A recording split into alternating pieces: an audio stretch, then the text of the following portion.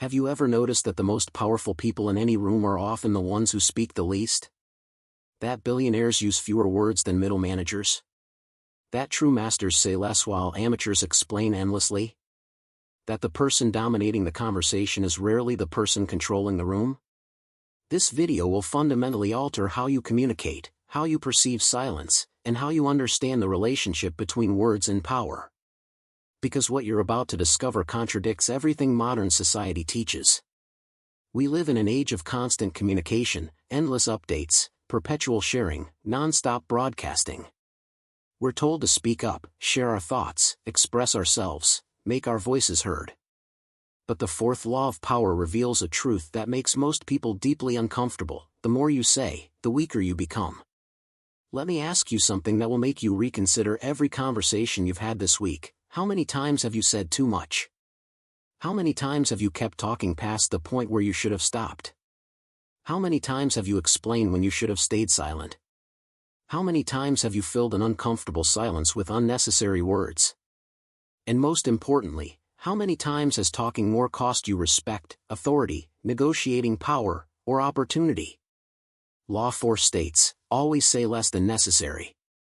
When you are trying to impress people with words, the more you say, the more common you appear, and the less in control. Even if you are saying something banal, it will seem original if you make it vague, open-ended, and sphinx-like. Powerful people impress and intimidate by saying less. The more you say, the more likely you are to say something foolish. This sounds simple. But simple doesn't mean easy. Because the urge to speak, to explain, to fill silence, to prove yourself through words is one of the most powerful psychological drives humans possess. Resisting this urge, mastering the art of strategic silence, learning when to speak and when to withhold, this separates those who command respect from those who desperately seek it. The question isn't whether you should speak less. The question is, are you strong enough to endure the discomfort of silence? Are you secure enough to let your words create more impact through scarcity? And are you wise enough to understand that in the economy of power, less is always more? Let's begin. To understand why saying less creates power, we need to understand the fundamental economics of communication. And yes, communication follows economic principles just like markets, currencies, and commodities.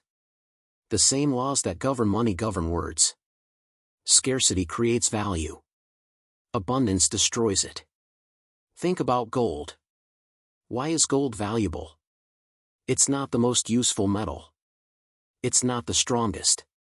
It's not the most versatile. But it's scarce. There's a limited supply.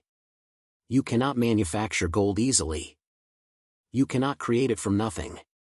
This scarcity makes every ounce precious. Now imagine if gold was as common as sand. If you could pick it up anywhere. If everyone had unlimited gold. Would it be valuable? Of course not. Abundance destroys value. Scarcity creates it. Words follow the same principle. When you speak constantly, when you share every thought, when you explain everything, when you fill every silence, your words become common. They become expected. They become background noise. People stop listening carefully because they know more words are always coming. Your communication loses impact because there's no scarcity. There's no premium. There's no weight. But when you speak rarely, when you choose your words carefully, when you let silence do the work, suddenly every word carries weight. People lean in. They listen closely. They remember what you said because you don't say much. Your communication becomes scarce, and scarcity creates value. This is the fundamental economic principle of powerful communication. Let me show you this principle in action through someone everyone knows, Barack Obama. Watch any Obama speech, any press conference, any interview. Notice the pauses. Notice the silence between sentences. Notice how he stops speaking even when the audience expects more. Those pauses aren't accidents. They're not him searching for words. They're strategic silence. They create anticipation. They give his words time to land. They make every sentence feel more significant because there's space around it. Compare that to nervous speakers who rush through their words, who fill every gap, who keep talking because silence feels threatening. Which speaker commands more respect? Which one seems more in control? Which one makes you lean forward to hear what comes next? The one who uses silence strategically, not the one who fears it. Now let's talk about the psychology of over-explanation, because this is where most people destroy their own power without realizing it. Over-explanation is one of the most common and most damaging communication mistakes. It reveals insecurity. It suggests weakness. It demonstrates lack of confidence. And it gives others weapons to use against you. Here's what happens psychologically when you over-explain. You're in a meeting. You make a proposal. Someone asks a question.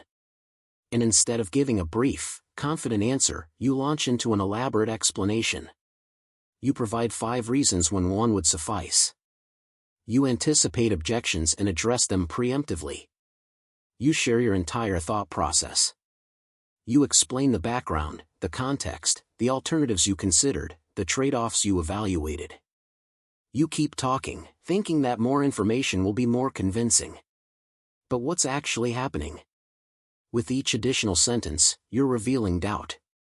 You're signaling that you don't believe your original answer was sufficient.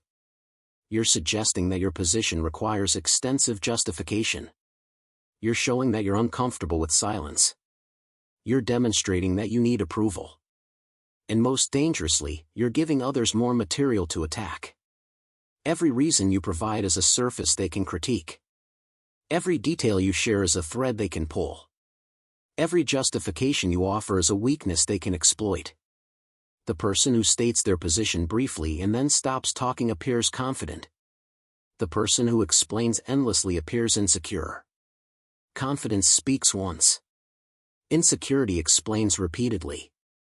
This is a fundamental principle of power communication that most people violate constantly. Let me give you a concrete example. 2 people are negotiating salary. The employer asks, "Why do you deserve this salary?" Person A says, "Well, I've been with the company for 3 years, and I think I've done good work. I've completed several projects successfully. I've worked hard and put in long hours. I've been reliable. I think I've added value. I've tried to be a team player. I believe I deserve recognition for my efforts. Other people in similar roles at other companies make more. The market rate for my position has increased. I have bills to pay. I think the salary is fair." Person B says, "I've consistently delivered results that exceeded expectations. I believe this salary reflects my market value."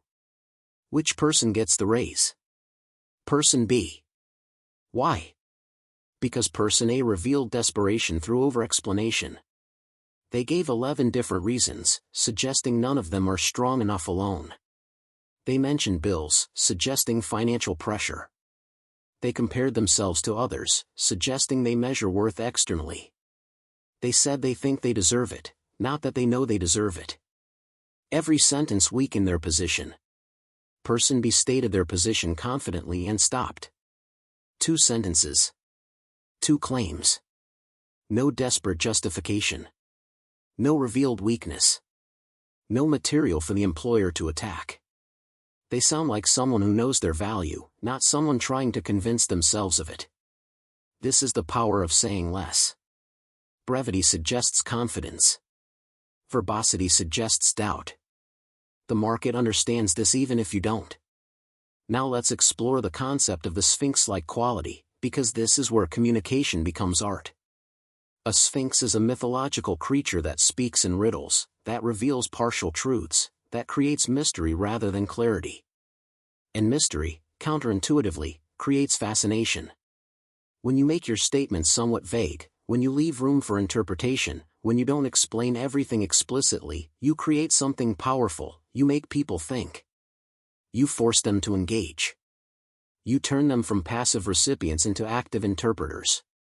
An active interpretation creates emotional investment. Think about great art. A painting that shows you everything, that leaves nothing to imagination, is less engaging than a painting that suggests, that implies, that makes you wonder.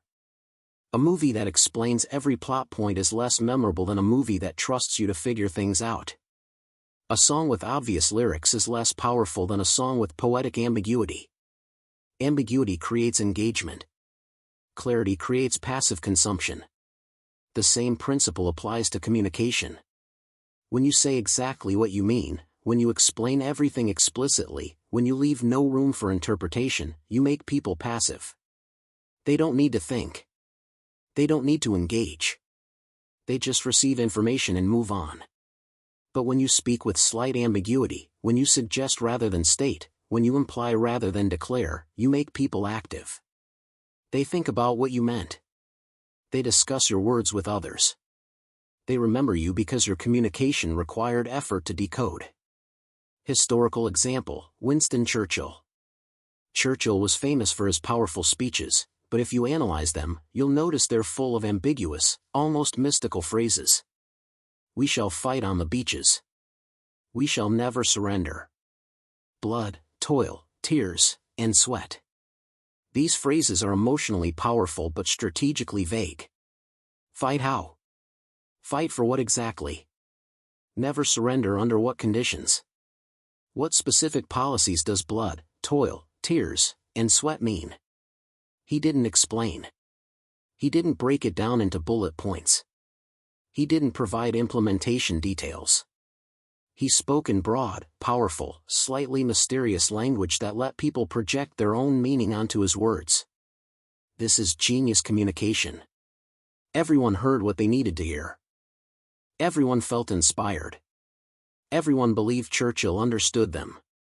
But he never committed to specifics that could be attacked or that could divide his coalition. Modern example, Steve Jobs' product announcements. Jobs would say things like, "This is the most amazing product we've ever created. This will change everything. This is magical." What do these words actually mean? Nothing specific. What makes it amazing? How will it change everything? What is magical about technology? He never explained. He let the words create feeling rather than convey information. He spoke in broad, evocative language that created excitement without making falsifiable claims. By the time people understood what the product actually did, they'd already decided it was magical because Jobs told them it was and never explained why. The vagueness was the strategy. This doesn't mean you should never be specific. In technical contexts, when precision matters, when you're giving instructions or sharing data, specificity is necessary. But in contexts involving persuasion, influence, power dynamics, strategic ambiguity is often more effective than explicit clarity. Less definition means more interpretation. More interpretation means more engagement. More engagement means more impact.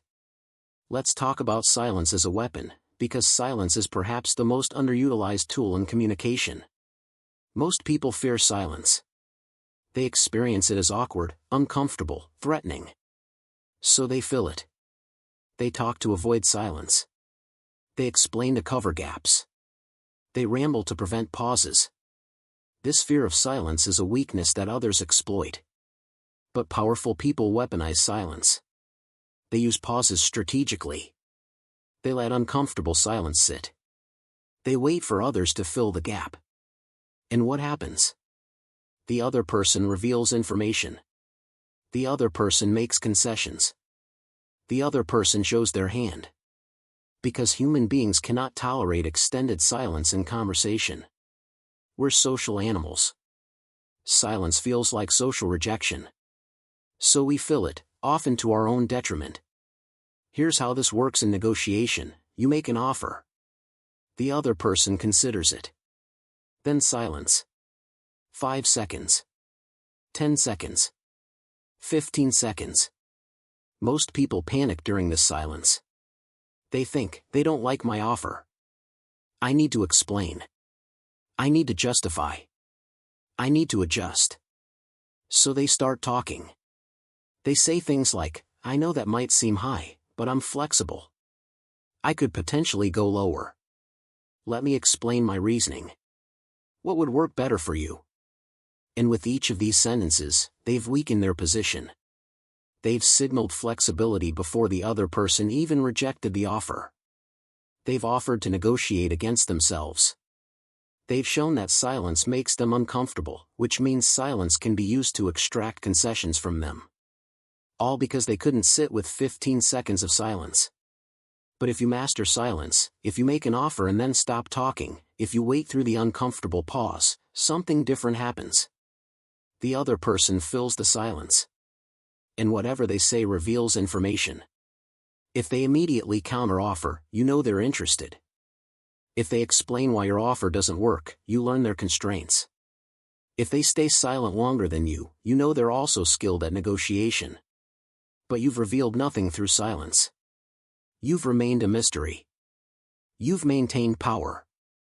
Professional negotiators understand this deeply. FBI hostage negotiators are trained to use silence. After asking a question, they wait. They don't fill the gap. They let the silence create pressure.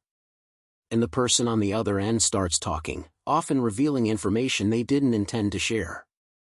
Silence is interrogation without questions. Silence is pressure without aggression. Silence is power without words. Now let's examine the specific dangers of talking too much, because there are multiple ways excessive talking destroys your position. Understanding these dangers will help you recognize when you're falling into these traps. Danger 1, you reveal your strategy. Every time you explain your reasoning, you show others how you think. You reveal your priorities, your constraints, your assumptions, your fears. This information allows them to manipulate you more effectively. If they know what you care about, they know what levers to pull. If they know your constraints, they know where to apply pressure. If they know your assumptions, they know what false information will mislead you most effectively. Strategic silence protects your thought process from analysis. Danger 2, you create attack surface. Every statement you make is a claim others can challenge. Every fact you cite is something they can fact-check. Every reason you provide is a logical chain they can break. The more you say, the more vulnerabilities you create. The more ammunition you give to those who want to discredit you. Brevity minimizes attack surface. You can't be wrong about things you didn't say. Danger 3, you appear common. Scarcity creates value. Abundance destroys it. When you talk constantly, when your opinions are always available, when you comment on everything, you become common. You become predictable. You become part of the background noise. People stop listening carefully because they know you'll say something else soon. Your words lose weight. Your opinions lose value. Speaking rarely makes each instance of speaking an event. Silence between statements creates anticipation. Danger 4, you lose mystique. Mystery is magnetic. People are fascinated by what they don't fully understand. When you explain everything, when you make yourself completely transparent, when you leave no room for imagination, you become boring. You become fully known. You become solved. There's nothing left to discover. People move on to more mysterious subjects. Strategic silence preserves mystique. It keeps people wondering. It makes you interesting. Danger 5, you reveal insecurity. Confident people don't need to explain. They state their position and trust it will be accepted. Insecure people over-explain because they doubt their own authority. They seek validation through elaboration. They try to convince themselves as much as others. And everyone can sense this. Over-explanation broadcasts insecurity louder than the words themselves. Saying less signals confidence. Saying more signals doubt. Let's get practical with workplace scenarios, because this is where Law 4 plays out constantly and where most people violate it without realizing the cost. Scenario 1, your boss criticizes your work. You have two options. Option A, you immediately defend yourself with a detailed explanation of everything you did, every constraint you faced, every challenge you overcame, every decision you made, every reason things turned out how they did. You talk for 5 minutes straight, justifying every action, explaining every choice, defending every outcome. Option B, you say, I understand your concern. What specific aspect would you like me to improve? Then you stop talking. Option A reveals defensiveness, insecurity, inability to accept feedback. You've shown that criticism threatens you. You've demonstrated that you need to justify yourself immediately. You've signaled weakness. Option B demonstrates confidence, maturity, willingness to improve. You've acknowledged the feedback without accepting blame. You've redirected the conversation to actionable steps. You've revealed nothing about your internal state. You've maintained composure through brevity. Which person gets promoted? Option B. Because leadership requires the ability to receive criticism without crumbling. It requires the confidence to stay brief under pressure. It requires the maturity to not need constant justification. Scenario 2, you're in a meeting. Someone challenges your idea. You have two options. Option A, you launch into an elaborate defense. You explain all your research, all your reasoning, all the alternatives you considered. You anticipate every possible objection and address it preemptively. You talk for 10 minutes, trying to prove you're right through sheer volume of words. Option B, you say, that's an interesting perspective. What alternative would you suggest? Then you stop talking. Option A makes you look defensive and insecure. You've shown that challenges threaten you. You've revealed that you need everyone to agree with you. You've demonstrated that you measure your worth by winning arguments. Option B makes you look confident and open-minded.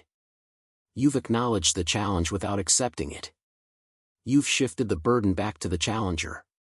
You've demonstrated that you're secure enough to consider other perspectives. And ironically, by not defending your idea desperately, you've made it seem more credible. Ideas that require elaborate defense seem weak. Ideas stated briefly and left to stand seem strong. Scenario 3, you're negotiating a deadline. Your manager asks if you can complete the project in 2 weeks. You have two options. Option A, well, it's going to be challenging because I have several other projects. I'll need to reprioritize some things. I might need to work some extra hours. It depends on whether I get the resources I need. There are some dependencies on other teams. I can try my best. I think it's possible if everything goes smoothly. I'll do what I can. Option B, I can deliver the core functionality in 2 weeks.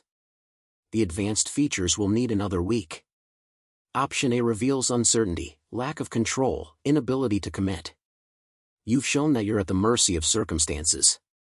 You've demonstrated that you don't control your own time. You've signaled that you'll probably miss the deadline and you're already preparing excuses. Option B demonstrates clarity, confidence, control. You've stated what's possible and what's not. You've set clear expectations. You've shown that you understand the project well enough to commit specifically. You've revealed nothing about your internal stress or uncertainty. Brevity projects competence. Now let's talk about the specific technique of powerful people, speaking in absolutes without explanation. This is advanced communication that requires both confidence and status, but understanding it will help you recognize power when you see it. Watch how CEOs communicate in earnings calls. Watch how presidents make announcements. Watch how masters of their field state their positions. They rarely hedge. They rarely qualify. They rarely explain extensively. They state their position as if it's obvious truth and then stop talking. We will achieve our targets. We are the market leader. This is the right decision. We're confident in our strategy. The path forward is clear. Notice what's missing, all the justification. All the evidence. All the reasoning. All the acknowledgement of uncertainty. They speak in declarative statements that brook no argument.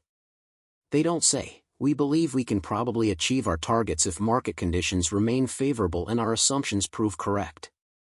That sounds weak. That invites challenge. That reveals doubt. They say, we will achieve our targets. Period. No qualification. No explanation. No revealed doubt. And paradoxically, this absolute statement with no justification sounds more credible than a hedged statement with extensive justification. Because confidence is communicated through certainty, not through explanation. Now, you need to have earned credibility to speak this way. If you're new, if you're unproven, if you lack status, speaking in absolutes without justification will sound arrogant rather than confident. There's a calibration required based on your position. But understanding this technique helps you recognize when others are using it and helps you develop toward this style as you build credibility. The progression of communication mastery goes like this. Stage 1, you explain everything because you doubt yourself and need validation. Stage 2, you recognize over-explanation as weakness and start speaking more briefly but still feel the urge to explain. Stage 3, you become comfortable with brevity and use it strategically, still occasionally explaining when it serves your purpose. Stage 4, you speak in absolutes without explanation, trusting your status and credibility to make your words land without justification. Most people never move past stage 1. They spend their entire lives over-explaining, wondering why they're not taken seriously. Understanding this progression at least gives you a roadmap for development. Let's discuss the relationship between silence and status, because they're intimately connected. Status grants you the luxury of silence. Silence reinforces status. They create a self-reinforcing cycle. High-status people can afford to speak less because their words already carry weight. When a CEO speaks, everyone listens, even if they rarely speak. When a recognized expert makes a statement, people pay attention, even if it's brief. Their status makes their words valuable regardless of quantity. They've already established credibility, so they don't need to prove themselves through volume. Low-status people feel compelled to speak more because they're trying to establish credibility through communication. They're trying to prove their worth through words. They're trying to earn status through explanation. But paradoxically, this excessive speaking reinforces their low status. Because high-status people don't need to explain. Low-status people do. So by explaining extensively, you signal that you lack the status to be brief. This creates a trap. The less status you have, the more you feel you need to talk. But the more you talk, the less status you gain. It's a vicious cycle that keeps people trapped in low-power communication patterns. The way out of this trap is counterintuitive. You need to speak less before you've earned the right to speak less. You need to communicate briefly even when you feel the urge to explain. You need to project confidence through scarcity of words even before you feel confident. This feels risky. It feels like you're not proving yourself. But it's actually how you establish status. You cannot talk your way into respect. You must act your way into it, and part of that action is strategic silence. Think about it this way. Imagine 2 new employees join a company. Employee A, in every meeting, they share their opinion. They explain their thinking extensively. They make sure everyone knows about their background, their experience, their ideas. They're always contributing. They're always visible. They're always talking. Employee B, in meetings, they listen carefully. They speak only when they have something significant to contribute. When they do speak, it's brief and insightful. They let their work speak louder than their words. 6 months later, who has more respect? Almost always employee B.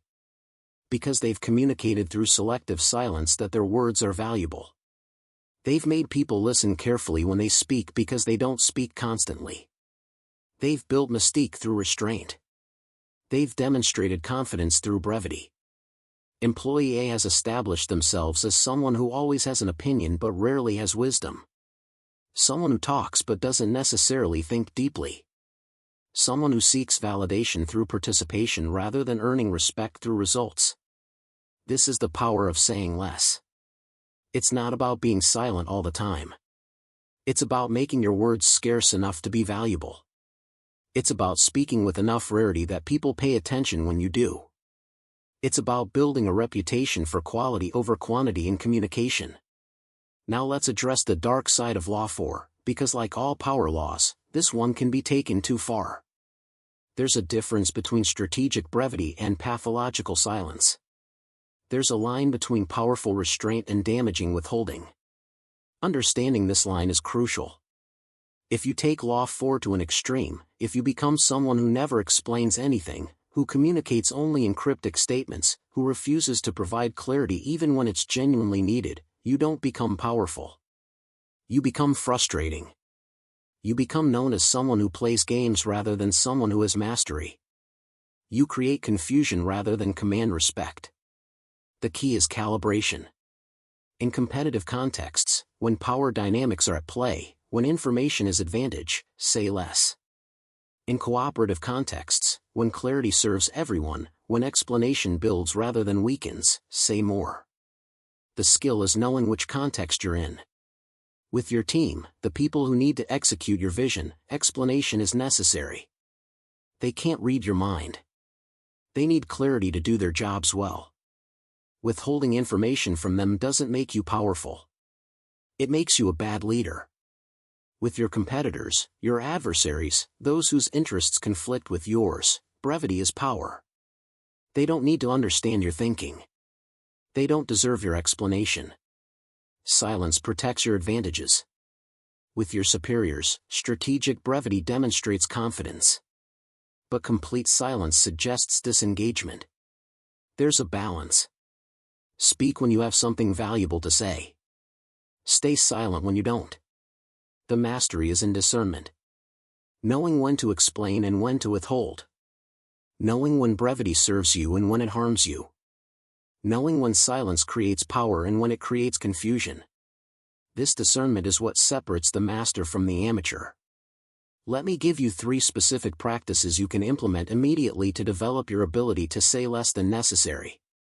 These are concrete techniques that will change your communication patterns if you practice them consistently. Practice 1, the 5-second rule. Before responding to any question or statement, count to 5 in your head. This does multiple things. It prevents reactive communication. It gives you time to formulate a brief response. It creates a pause that makes your words carry more weight when they come. It demonstrates that you think before speaking. 5 seconds feels long when you're silent. But it reads as thoughtful rather than slow. This simple practice will immediately reduce unnecessary words and increase the impact of the words you do use. Practice 2, the 1-sentence challenge. In your next 10 conversations, challenge yourself to answer questions in 1 sentence whenever possible. Not one rambling run-on sentence. One clear, complete sentence. Then stop talking. Even if the silence feels uncomfortable. Even if you want to explain more. Just stop. Watch what happens. Often, the other person will ask for clarification if they need it.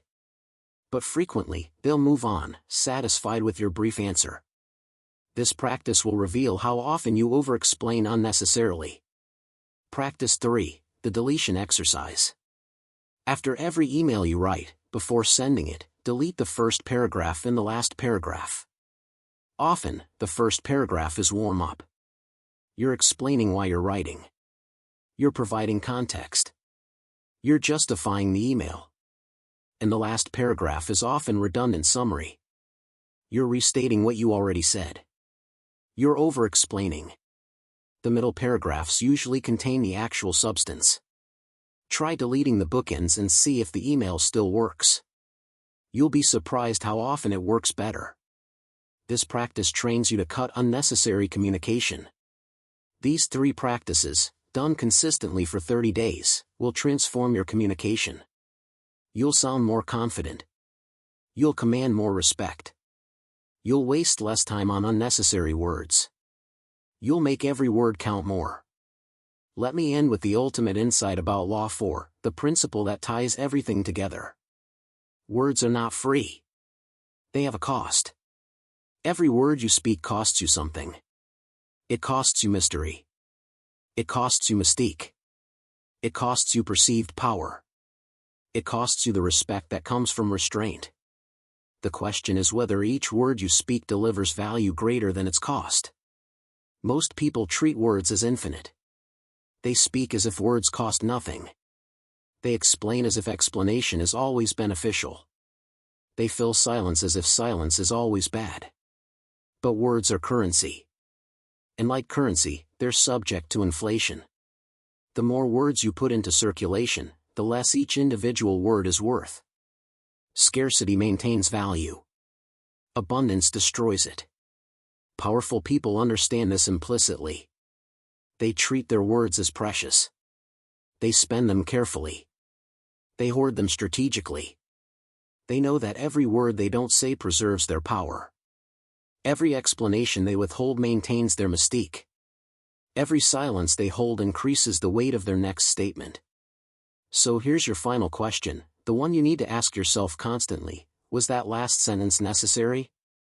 Did that explanation add value or just reveal insecurity? Did that clarification increase your power or decrease it? Did filling that silence serve you or just make you comfortable? Law 4 demands continuous self-auditing. It demands that you catch yourself mid-explanation and stop.